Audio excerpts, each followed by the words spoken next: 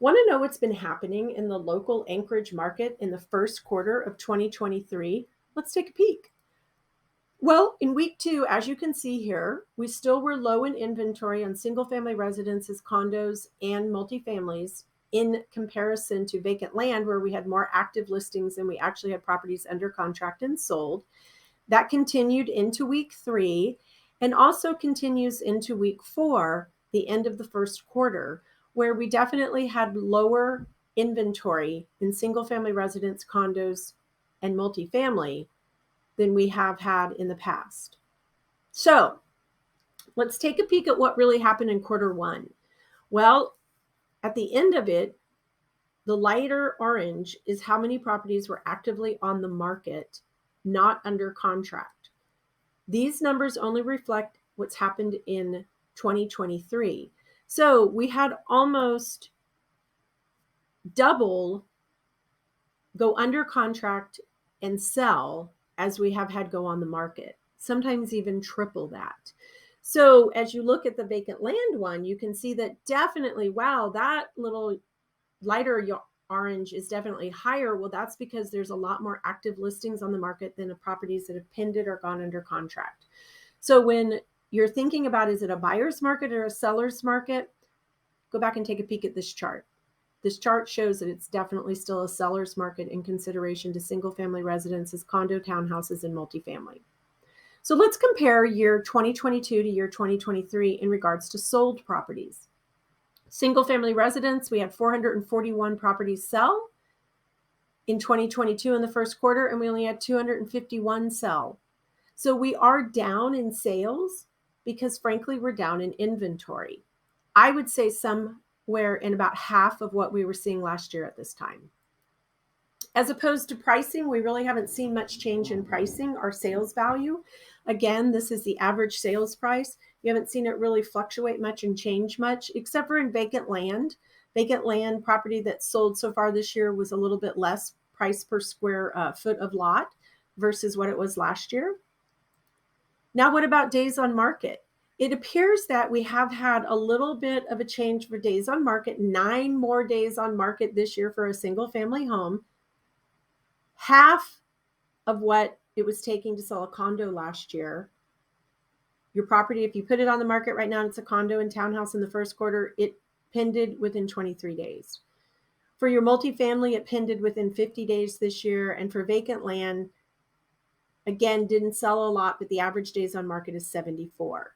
So we are still seeing properties sell quite rapidly. Here's why the housing market isn't going to crash. It's way different than it was in 2008. So if we think about what was happening in 2008, we were pretty loosey-goosey in lending standards. Being loosey-goosey in lending standards caused the housing bubble. It caused buyers not to be able to continue paying for the house that they were living in because they never truly qualified for it. So now we have a much higher standards for getting a mortgage. That's the first thing we have to consider when we're hearing the news that there's going to be some housing bubble. Also, too, the number of foreclosures are really down. In 2019, that's your average year for the past 7-8 years. So we were not seeing nearly the type of foreclosures we were seeing during the mortgage meltdown years. Also, too, if you look at the green section of this chart, we can't really count what was happening during the pandemic for foreclosures because when courthouses were closed, banks weren't allowed to foreclose. So you are going to see an uptick in foreclosures in your area only because banks have been sitting on those properties all during the pandemic. We should have seen about 100,000 properties nationwide go into foreclosure and actually be able to be sold for the investor, and that did not happen during the pandemic. So yes, you're going to see some numbers go up a little bit for foreclosures, but not anything like what we saw during the mortgage meltdown. At the same time, the undersupply of homes available for sale today is what's going to help prices from crashing. So in 2008, at the height of the mortgage meltdown, we had 10.4 months of inventory.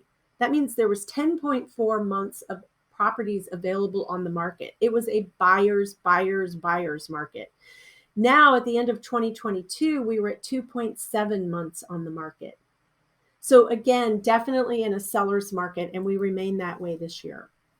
Home prices also have gained. So again, the equity in people's homes have gained. And so with that gain in equity, that means that people are sitting on value in their homes.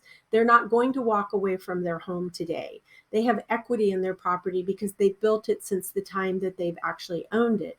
Even if people are struggling with making their mortgage payments right now, I've been able to help those people sell a property and not have to write a check or go through a short sale because there was enough equity in the property. How much have home prices changed? Well, in pandemic era, we saw appreciation as much as 39.7% on properties. Starting in July, we started to see it soften quite a bit. And this year, I have seen quite a few price adjustment emails come through when agents have overlisted a property. They've overpriced the property when they listed it. The market is just not going to bear that anymore. And why is that happening? Well, because mortgage rates changed. So just take a peek at this. When there was a 1% change in the mortgage, that meant that the buyer was going to have to pay $213 more a month for that property. So buyers are being a little bit pickier today than they were before, because again, that is a huge amount of money. Imagine that in October, rates were at about 3.5%. Now they're closer to 6.5%. That's a 3% change in an interest rate, which means the buyer's paying an additional $600, $700, $800 a month for the same house. So buyers are being a little bit pickier. If you've been sitting around at home thinking about, I'm done with these winters, I'm done with the cold, I don't want to live in Alaska anymore, I want to go somewhere warmer, where are you going to go if you sold your house? Well, you could think about buying new construction. What's great about buying new construction is oftentimes builders have concessions. They help with closing costs. They also sometimes have a deal worked out with the lender where they actually will reduce some of the cost of the loan. You can also definitely, when you buy new construction, you typically always end up purchasing a home that needs little to no repairs.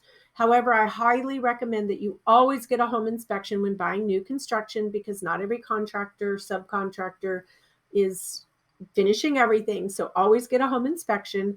And you also, with new construction, get a more energy efficient option, which is going to save you in your gas bills.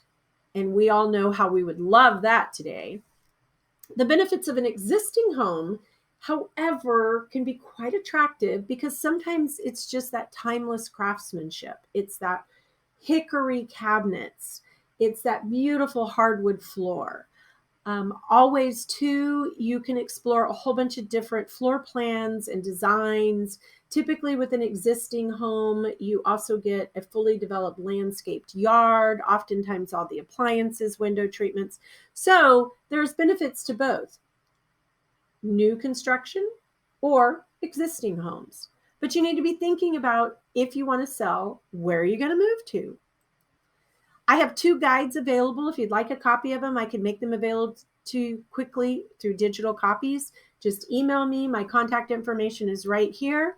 Feel free to call me or email me, and I'll happy to get that information. I hope you find this slide great and that you can actually know how to contact me. I do live and work right here in Alaska. You can pick up the phone and call me. You can text me, or you can email me. And I look forward to talking to you at the end of April, and let's see what's changed in the market.